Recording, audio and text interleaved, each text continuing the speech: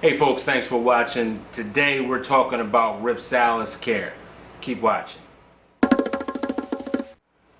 Alright, so I had one. It didn't dawn on me that a Christmas cactus that I got for $1, because I love cheap plants.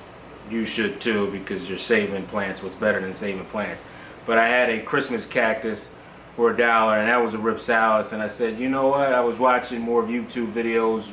Other YouTubers are talking about Rhipsalises and whatnot, and I kind of like the form of them. I like the way, I just like the shape of them, the contrast and the textures, and also they're called cactuses, but they're actual jungle cactuses, so the little hairs that protrude from like the sections or divisions or wherever you want to call them, they don't hurt.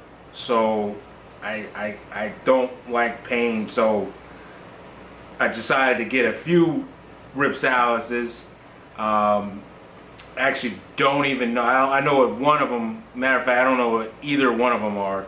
So if you know what they are, let me know in the comment section below, because I actually did a question on one of the plant identification sites on Facebook, and I didn't get an accurate, or what I believe is what was the correct information. Not dissing anybody or just talking down, but I believe well, let me show you real quick. So this guy I got from a plant store. It did say Rhipsalis, but it didn't give me the correct or the specific Latin name. But when I took a picture of it on the plant identification site and then posted it on Facebook, what I got back was what they were saying was that it was a fire stick cactus or a pencil cactus. I don't believe it's a fire stick cactus. It looks kind of similar to a fire stick cactus, but I really don't believe, because once again, it has these hairs and characteristics of a Rhipsalis. Even the location where they kept this plant in the nursery where I bought it at my nursery, it was in a totally different location. The fire stick cactus likes bright, really bright light, and that's how it gets its red flare. This one was in a kind of shaded area, and in being a jungle cactus, meaning it's native to Africa, Brazil, South America, just in those tropical rainforest areas, these Rhipsalises are growing in those locations.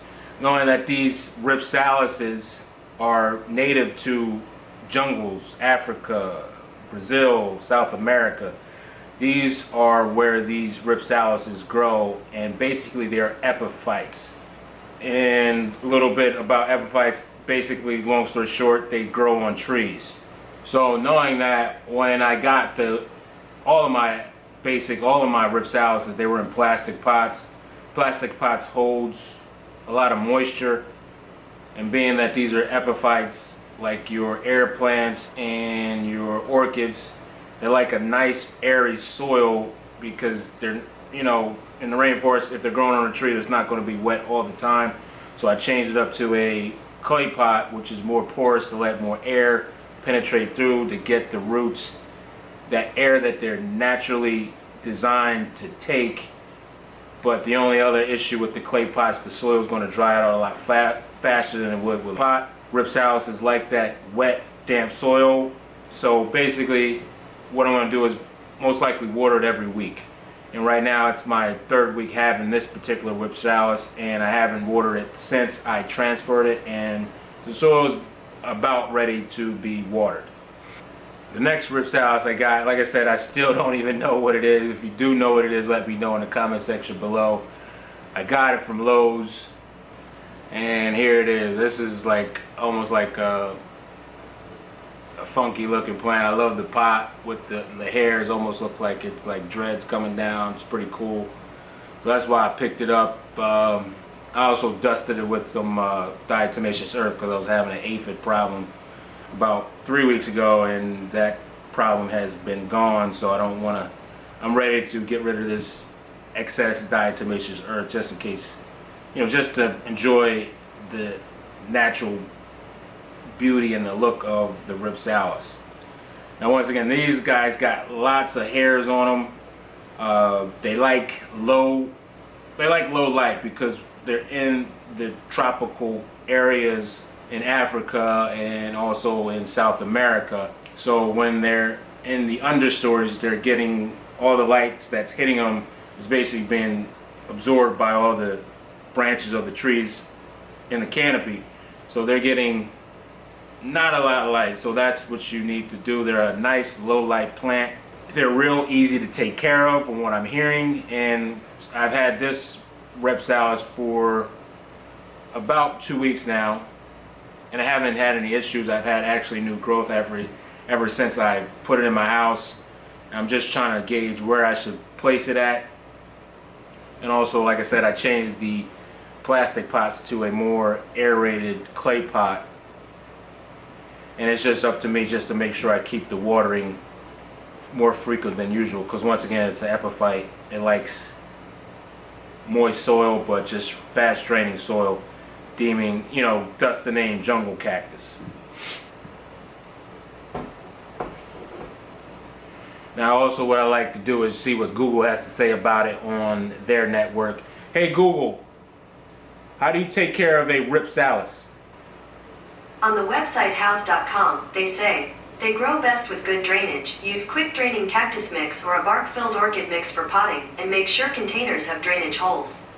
Give plants low to moderate water in spring and summer, keeping the majority of soil evenly moist but allowing the top inch or so to dry out between waterings. So with that said, sometimes I also go to Google and the internet almost all the time to figure out what these plants like, just to reiterate their care. Alright, cool. So yeah, once again, it is a cactus. It's a jungle cactus. You gotta give it fast draining soil. And if you get any, basically a rule of thumb, if you're gonna buy a plant, the best thing you can do is, one, figure out where it came from, because if it came from a desert, then you gotta mimic a desert area. If it comes from a jungle, then you gotta mimic a jungle area. And if it comes from a snowy area, you gotta mimic a snowy area. Pretty much basic. And we're blessed to, and we're lucky to have a jungle-like area in our homes, because we keep it basically 70, I would say most people keep their houses 65 to 75 degrees. That's right in range. That's basically the sweet spot for most of these tropical plants that we keep for our collection. I'm not going to fertilize these guys yet, because I'm just going to let them acclimate again to the environment that they're in. Once again, if you know what those Rhipsalises are, please let me know in the comment section below. I want to be Googling and once again putting another Facebook search out, and just to get the common Latin names. But really, I know they're Rhipsalis. I'm not too pressed about the actual Latin name. I just know they're Rhipsalises. And there's about 38 different species in the world of Rhipsalises. I have 3. Matter of fact, 4. Also have a rickrack cactus, which is also a epiphyte jungle cactus in that Rhipsalis area. And that's pretty much it, guys. If you have any comments, please leave them in the comment section below. Don't forget to hit that like and subscribe button, and keep growing.